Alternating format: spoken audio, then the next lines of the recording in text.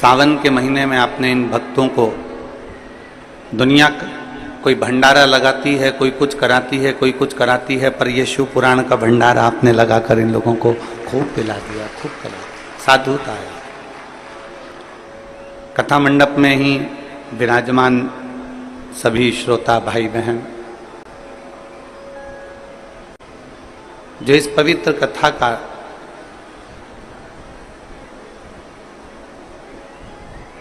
लाभ ले रहे हैं और किसी न किसी रूप में भगवान शिव को अपने हृदय में बिठा रहे हैं। एक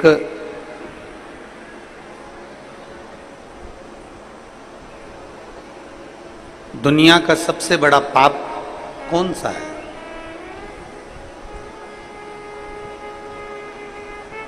आपसे कोई पूछे कि दुनिया का सबसे बड़ा पाप कौन सा है,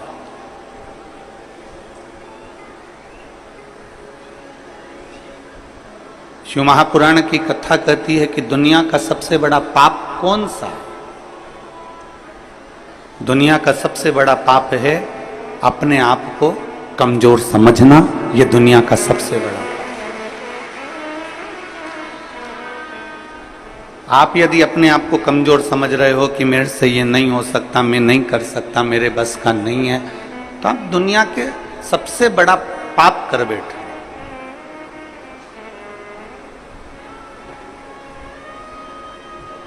अपने आप को कभी कमजोर मत समझो। रोग से ग्रसित भी हो गए हो तो भी अपने आप को कमजोर मत समझो।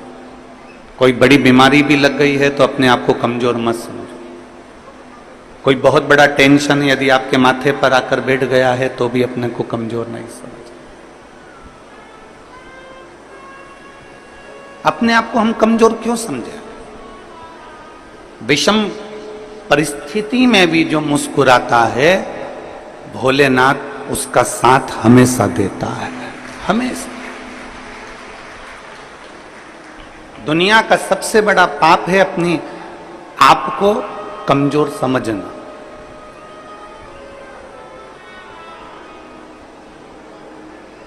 आप अपने आप को जिस दिन कमजोर समझना चालू कर लें तो समझ लेना कि आप पापी हो गए। हम अपने आप को कमजोर क्यों समझे? घर में कई बुजुर्ग माताएं ऐसी रहती हैं, कई बुजुर्ग पिता ऐसे रहते हैं, कई भाई मेरी जीजियां मेरे जीजा लोग ऐसे रहते हैं, कई बेटी बेटा ऐसे रहते हैं जो कहते हैं अब तो हमारा समय आ गया, अब हमारे बस का कुछ नहीं। मतलब अपने आप को तुम कमजोर समझ रहे हो।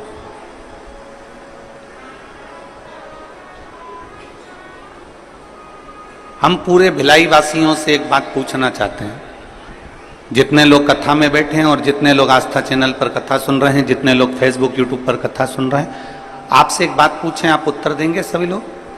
बोलो, जम के बोलो जरा, पक्का?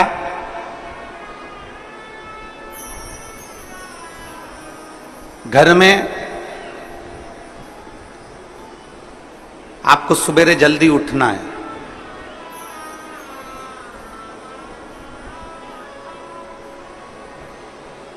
कहीं जाना है, कोई कार्य करना है, आपको जल्दी उठना है, तो आपने अलार्म लगाया।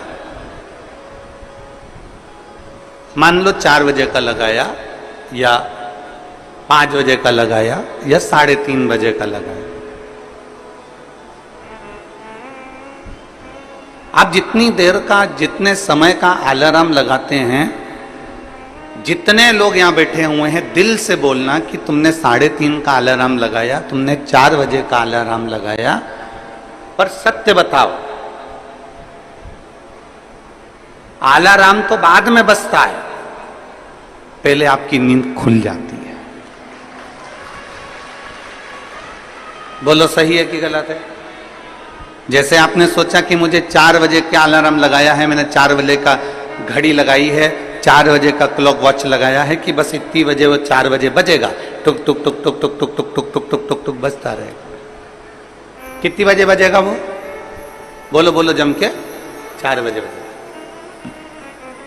अब अलार्म तुमने 4 बजे का लगाया, उठ गए तुम 3:30 पे, नींद बार बार खुल रही है, घड़ी देख रही, 4 तो नहीं बज गई, फिर थोड़ी देर सो गई, फिर नींद खुली, 3:30 बज गई, फिर नींद खुली, 3:45 हो गया, अभी 10 मिनट और सो लेती हूं, फिर 4 बजे। अलार्म तो बाद में बजा है, उससे पहले तुम्हारी नींद खुल चुकी है। बोलो मेरी छत्तीसगढ़ की चीजें सही है कि गलत है? अब तुमने अलार्म भर लिया 4 बजे का, 4 बजे का, 4 बजे का, 4 बजे का, और उठ कितनी बजे रहे हो? 3:30, 3:45, 3:30, 3:45, अलार्म भरा 5 बजे का, उठ कितनी बजे रहे हो? तो वो उठने का समय तुम्हारा जल्दी हो गया।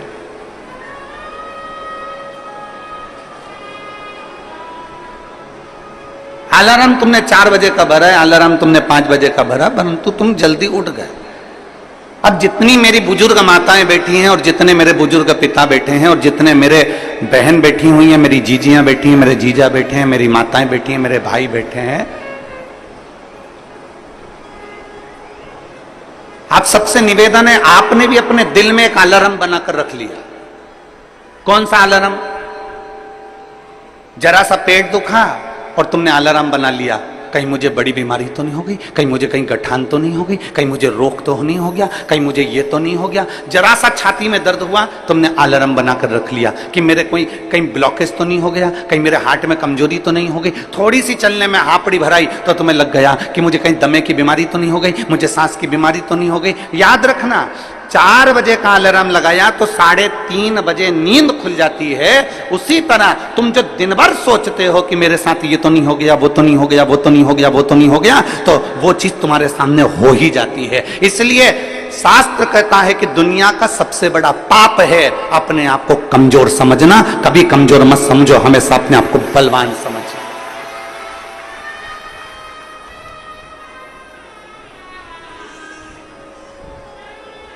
मेरे को तकलीफ हो गई, सिर दुखा, मेरे को तकलीफ हो गई, आंखों में प्रॉब्लम हो गई, हो सकता है प्रकृति है, चलता रहता है, कभी अच्छा आता है, कभी बुरा आता है। कोई जरूरी नहीं है कि सारे रोग तुमको ही हो जाएंगे, सारी बीमारी तुमको ही हो जाएगी, पर तुमने सोच लिया। जांच कराने जा रही हो ना, तो सबसे पहले सोच के जा रही हो, मुझे ऐसा लग रहा है कि कहीं बड़ी बीमारी के चांस ना हो जाए। मतलब तुमने वो घड़ी भर ली है, तुमने वो अलार्म भर लिया।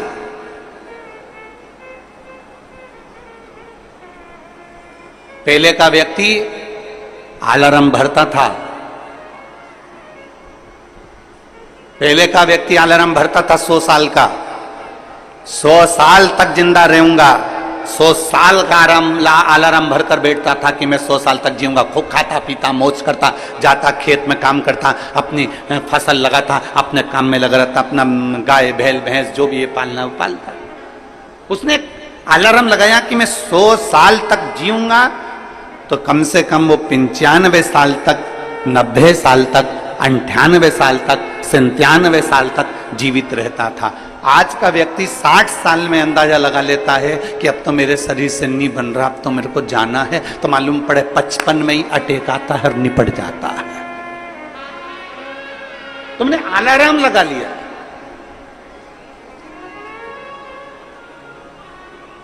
दुनिया का सबसे बड़ा पाप है अपने आप को कमजोर समझे। क्यों कमजोर समझे हम? आप अपने आप को इतना प्रबल समझिए, आप अपने आप को इतना बोल्ड समझिए कि आपको लगे अगर छोटी मोटी बीमारी आ भी गई तो मैं निपट लूंगी, मैं निपट लूंगा। बोल बम का नारा है, आ गई अगर थोड़ी बहुत तकलीफ आई, थोड़ी बहुत अगर कष्ट आया तो है बाबा बेटा, मेहनत करेंगे, परिश्रम करेंगे, देखा जाएगा। और शंभु शरणे मांगू घड़ी रे घड़ी, दुख काटो दया दर्शन आपो। शंभु शरण पड़ी मांगू घड़ी रे घड़ी, दुख काटो दया करीने धर आप कमजोर क्यों समझे? आप हिम्मत क्यों हारे? कई माताएं कह देती है हमने एक बार पशुपतिनाथ का व्रत करा, हमने 2 बार पशुपतिनाथ का व्रत करा, हमने 3 बार पशुपतिनाथ का व्रत करा और हमने हमारी बाबा नहीं सुन रहा। आपने हिम्मत हार ली, आप अपने आप को हिम्मत हार गए। एक पत्र है,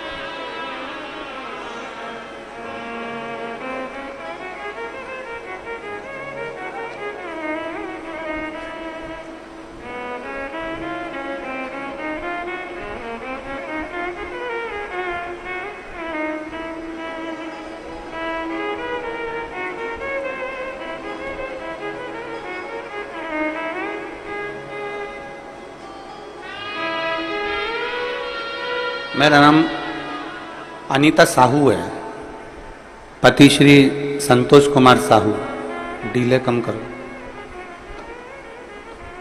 रामनगर भिलाई की निवासी हूं।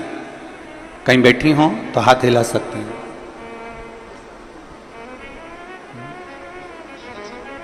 अच्छा, जहां भी बैठे हो हाथ हिला दो और आ जाओ, एक बेलपत्र ले जाना, आ जाइए। मेरा नाम अनीता साहू है, पति श्री संतोष कुमार साहू है, रामनगर भिलाई। मोबाइल नंबर मेरा ये है। एक लोटे जल का मैं क्या वर्णन करूं। 2023 मई में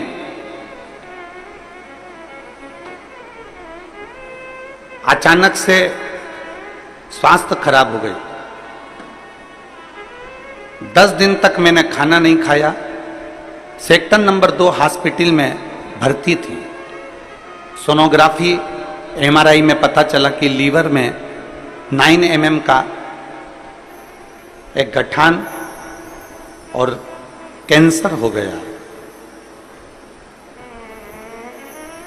गठान होती ना गुरुजी तो दुख नहीं होता, पर साथ में कैंसर हो गया। उसके बाद मेरे पति ने सारे हॉस्पिटलों में जांच कराया तो मालूम पड़ा कि वो कैंसर की बीमारी है और ज्यादा ही तकलीफ है, ज्यादा समय के जीवित नहीं है। शिव जी पे मेरे पति ने जल चढ़ाना प्रारंभ करा। जल लाकर मुझे पिलाना चालू करा, बेलपत्र मुझे देना चालू करा। डॉक्टर का भी इलाज, जैसे आप कहते हो ना कि डॉक्टर शिव का रूप है, तो डॉक्टर का भी इलाज चलने दो, डॉक्टर का इलाज जरूर करो। हमने डॉक्टर का भी इलाज करा। डॉक्टर ने दवाइयां दे दी, पर डॉक्टर का कहना था कि इसका ऑपरेशन सफल हो ना हो वो पता नहीं। अब करें तो करें क्या। डॉक्टर कहते हैं कि अब तो उस ईश्वर पर भरोसा। मेरे पति ने भी आपकी कथा पर भरोसा करा और मैंने भी आपकी कथा पर भरोसा करा। सीहोर गए, रुद्राक्ष लाए, उस रुद्राक्ष को तांबे के कलश में गलाते, उस पानी को शिव जी को चढ़ाकर पीना चालू करा। करते करते 1 महीना पूरा हो गया। 1 महीने के बाद जब हम डॉक्टर को दिखाने के लिए गए तो जो 9 mm की कैंसर की गांठ थी वो 5 mm की हो गई थी। गुरुदेव, जब 5 mm की गांठ हो गई तो डॉक्टर ने भी पूछा कि तुमको कौन सी दवाई लग रही है। हमने डॉक्टर से कहा हम बेलपत्र खा रहे हैं, रुद्राक्ष का जल पी रहे हैं। डॉक्टर ने दवाइयां फिर दी और फिर वापिस हमने वही जल को पीना प्रारंभ करा। जो डॉक्टर कह रहे थे कि तुम्हारा कैंसर बड़ा विचित्र है लीवर पर, तो जब विचार करा तब वापिस उसको पीना चालू करा और बाबा की कृपा से आज सारी दवाइयां बंद है, केवल बेलपत्री और रुद्राक्ष का जल पीती हूं और डॉक्टर ने सब दवाइयां बंद कर दी। मेरा शरीर ठीक है और मेरा कैंसर समाप्त हो। मैं शिव को प्रणाम करती हूं। लाइन अच्छी लिखी आप और हम सब गुनगुनाते हैं। शंभु शरणे मांगू घड़ी रे दुख काटो दया करी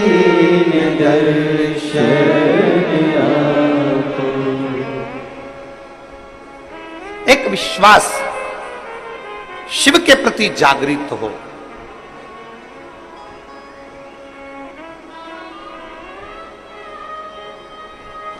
हम तो कहते हैं जैसे ये कथा बोलबम सेवा एवं कल्याण समिति करा रही है, दया सिंह जी इस कथा को आयोजित किए हैं। अमलेश्वर में कथा हुई, साहू जी खंडेलवाल जी आयोजित किए।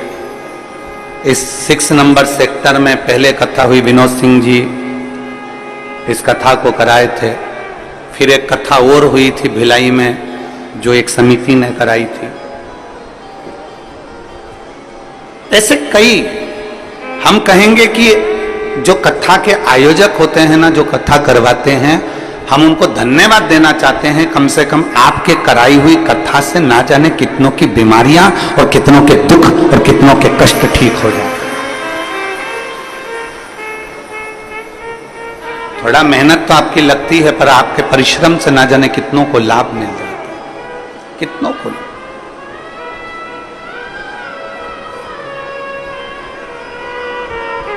शिव तत्व की प्राप्ति है। शिव महापुराण की कथा,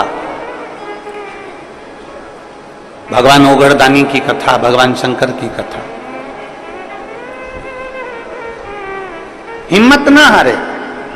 इस बहन ने एक बात लिखी कि मेरे पति और मैं शिव पर से भरोसा समाप्त नहीं करें। करेगा तो वही करेगा। शिव पर से हमने भरोसा समाप्त नहीं करा, करेगा तो वही करेगा। करेगा तो ओगड़दानी ही करेगा, करेगा तो मेरा देव अधिदेव महादेव ही करेगा। हमारा विश्वास, हमारा भरोसा हमने प्रबल रखा। और मैंने तेरे ही भरोसे बाबा, तेरे ही भरोसे हवा बिच उड़ती जावांगी। बाबा डोर हटो छड़ी नाम में कटनी जावांगी। भोले मैं तेरी पतन, शंभो मैं तेरी पतन, हवा बिच उड़ती जावांगी। बाबा डोर हटो छड़ी नाम में कटनी जावांगी। एक विश्वास अपने भीतर प्रकट करो।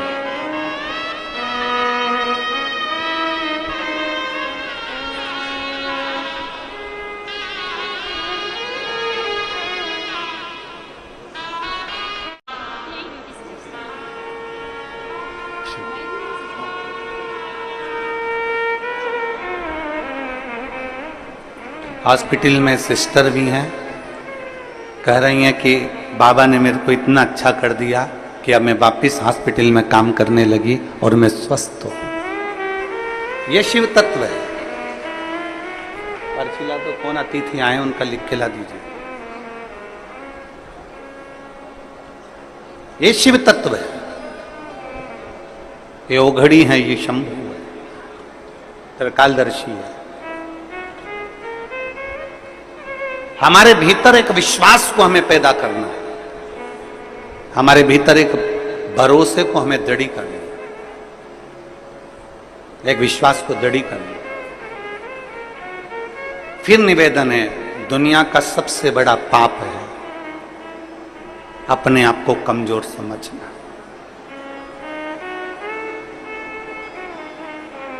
पार्वती मैया जब बाल्यावस्था की थी तब साधना में माता पार्वती जी डूबी रही। सप्तऋषियों ने जाकर समझाया माता पार्वती जी को कि शिव तुम्हें नहीं मिल सकते, भगवान शंकर तुम्हें नहीं मिल सकते।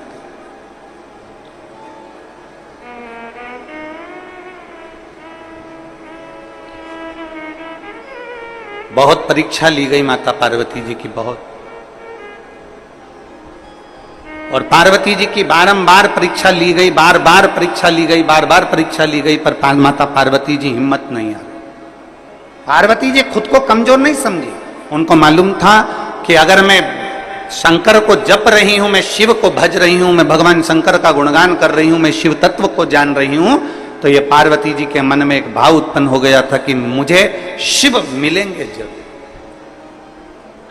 मुझे ओगरदानी मिलेगा, मुझे मेरा महादेव मिलेगा।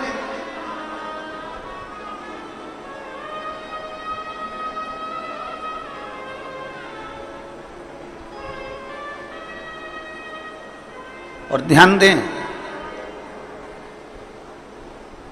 शिव को पाने की ललकता आपके भीतर होना चाहिए।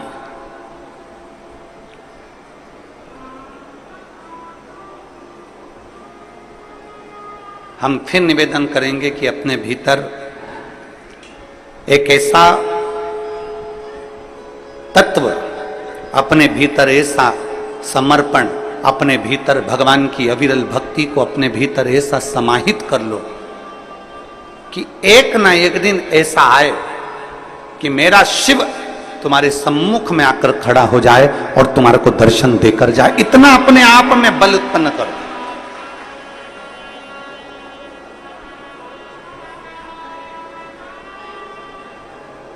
और हो सकता है, हम आपसे पूछें, अभी चीटा देखा है? चीटा बोलते हैं कि मकोड़ा बोलते हैं? यहां पे क्या बोलते हैं, चीटा की मकोड़ा? अरे जम के तो बोलो, चीटा ना। चीटा जब जन्म लेता है तो उसमें पंख रहते हैं क्या? जम के बोलो जरा। नहीं रहते। चीटा जब जन्म लेता है तो उसमें पंख नहीं रहते, पर चीटा अपने कर्म में लगा रहता है, अपने कार्य में लगा रहता है, और कर्म करता रहता है, कार्य करता रहता है, करता रहता है, करता रहता है, करता रहता है, करता रहता है। धीरे धीरे धीरे धीरे चीटे में पंख आ जाते हैं। देखे आप लोगों ने चीटे में पंख?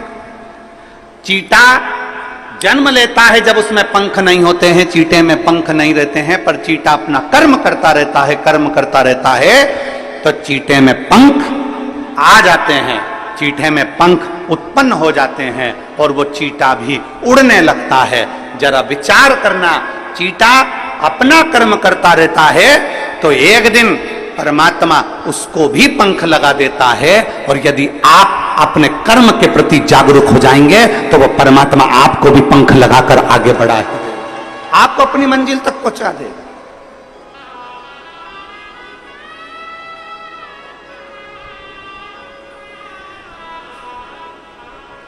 चीटे में पंख नहीं होते, पर धीरे धीरे वो कर्म करता गया, कर्म करता गया, करता गया, और उसमें पंख लग गए।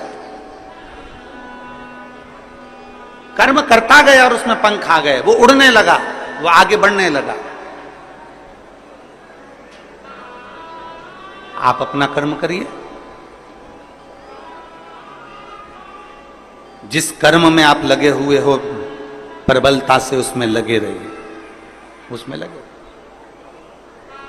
जिस कर्म को आप करना चाहते हो उसको कर्म को आप प्रबलता से करते रहिए।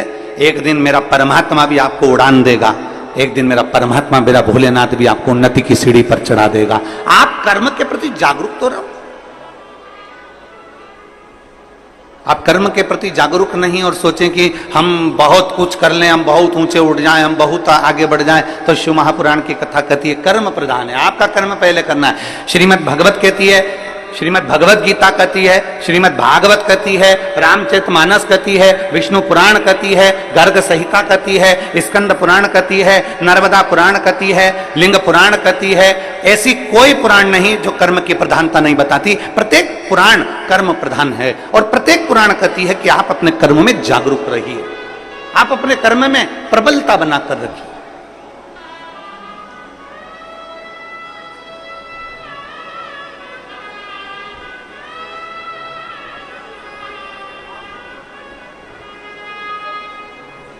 हमारे बीच में माननीय पवन साय जी, भाजपा प्रदेश संगठन मंत्री छत्तीसगढ़ शासन से, एवं माननीय नंदन जैन जी, भाजपा प्रदेश कोषाध्यक्ष छत्तीसगढ़ शासन से आए हैं। आप दोनों पधारे, व्यासपीठ का पूजन करने के लिए पधारिए। एक बार इनके लिए जोरदार ताली बजाकर स्वागत वंदन।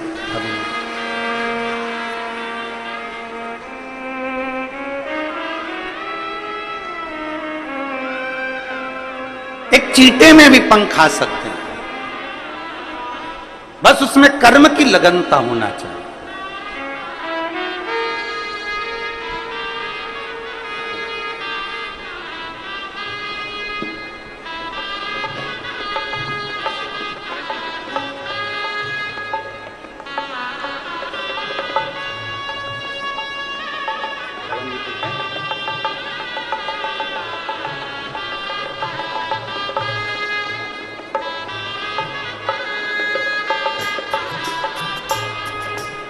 एक अपनी कर्म की लगनता प्रबल होना चाहिए।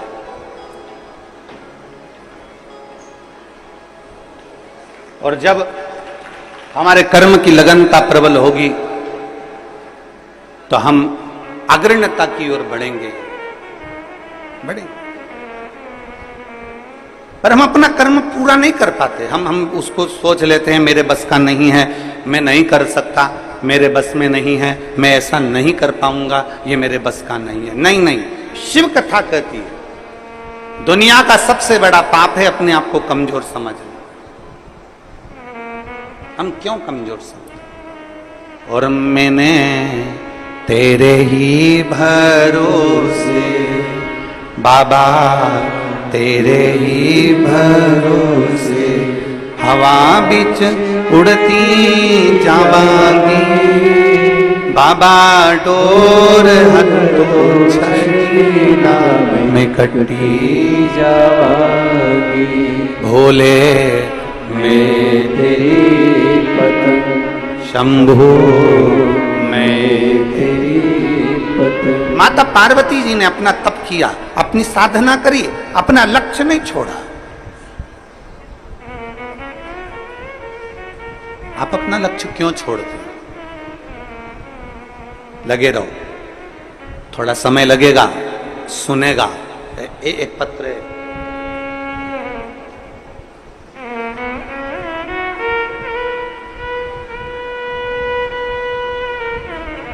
मैं राजकुमारी यादव, पति श्री शांतिलाल यादव,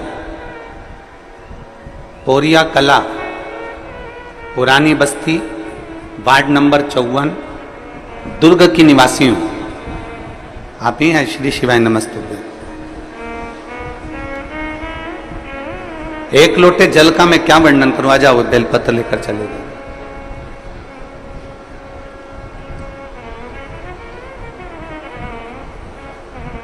पशुपतिनाथ के व्रत का मैं क्या वर्णन करूं गुरु जी? मेरी भतीजी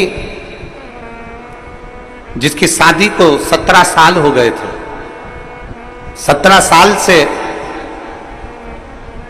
उसके घर में संतान का सुख नहीं था। ऐसी कोई जगह नहीं जहां हम हमारी भतीजी को लेकर नहीं गए, और 17 साल उसको हमने हर जगह हर डॉक्टर को दिखाया, टेस्ट बेबी भी करवाया, पर संतान का सुख नहीं आया। हमने हमारी भतीजी को पशुपतिनाथ का व्रत का वर्णन किया और उसको सफेद आंकड़े की जड़ का वर्णन किया। मेरी भतीजी ने 3 बार पशुपति व्रत करे पर संतान का सुख नहीं आया, चौथी बार पशुपति व्रत करे पर संतान का सुख नहीं आया, तब मेरी भतीजी ने सोच लिया कि अब मैं पशुपति व्रत भी नहीं करूंगी, अब मैं शिव को नहीं मानूंगी। तब उसके पति स्वयं कहे कि तू एक बार और कर। वो सियोर वाला महाराज कहता हिम्मत मत हारना, बाबा देगा जरूर। 5वीं बार पशुपति व्रत करा और बाबा की कृपा ऐसी हुई कि बाबा की कृपा से 15/7/2024 को मेरी भतीजी के यहाँ 17 साल के बाद संतान की प्राप्ति, जिसका फोटो में लगा रही हूं। फोटो को आप लोग एलईडी पर देख सकते हैं। 17 साल बाद मेरे भतीजी के यहाँ संतान की प्राप्ति, अर्थात वही कथा जो अभी चल रही है कि दुनिया का सबसे बड़ा पाप अगर कुछ है तो अपने आप को कमजोर समझ। हम हिम्मत क्यों हारे?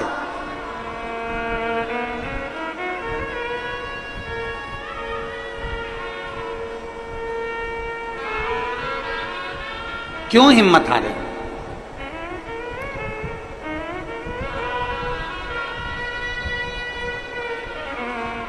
आप लोग पशुपतिनाथ का व्रत करते हो? कौन कौन ने करा? जरा हाथ उठाओ तो। आ जाइए, आ जाइए, आ जाओ, आ जाओ, जल्दी आओ, जल्दी आओ, जल्दी आ जाओ।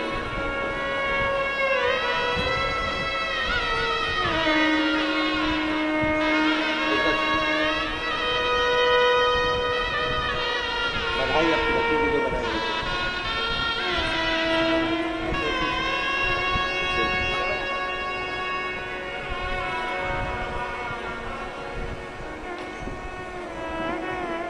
कितने लोगों ने पशुपति व्रत किया?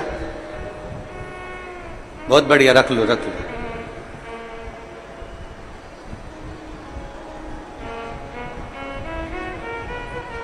कई व्रत करने वाली माताएं, मेरी जीजी, मेरे जीजा, मेरी बेटियां, मेरे बेटे ऐसे हैं जिनका बाबा ने सुन भी लिया, और कई ऐसे भी हैं जिन्होंने 1 व्रत, 2 व्रत, 3 व्रत करे होंगे और बाबा नहीं भी सुने।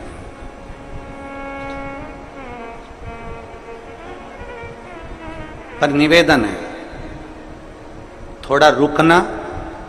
नहीं सुन रहा ना बाबा, थोड़ा रुकना। 2-3 महीना रुकना, 2 महीना रुकना, 1.5 महीना रुकना, 15 दिन रुकना, फिर एक बार विश्वास के साथ, फिर एक भरोसे के साथ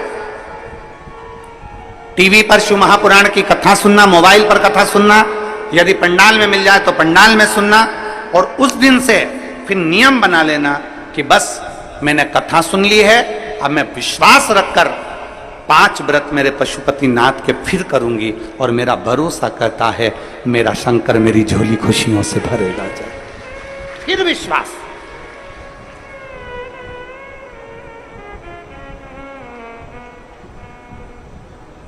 कल हम जब मिल रहे थे, दया सिंह जी कल जब सबसे मिला रहे थे, तो वहां पर एक पत्र एक बेटी ने दिया, एक पत्र। उस पत्र को तो हम यहां लेकर नहीं आए, कक्ष में होगा। उस पत्र में एक बेटी ने लिखा कि हम जिस गांव में रहते हैं,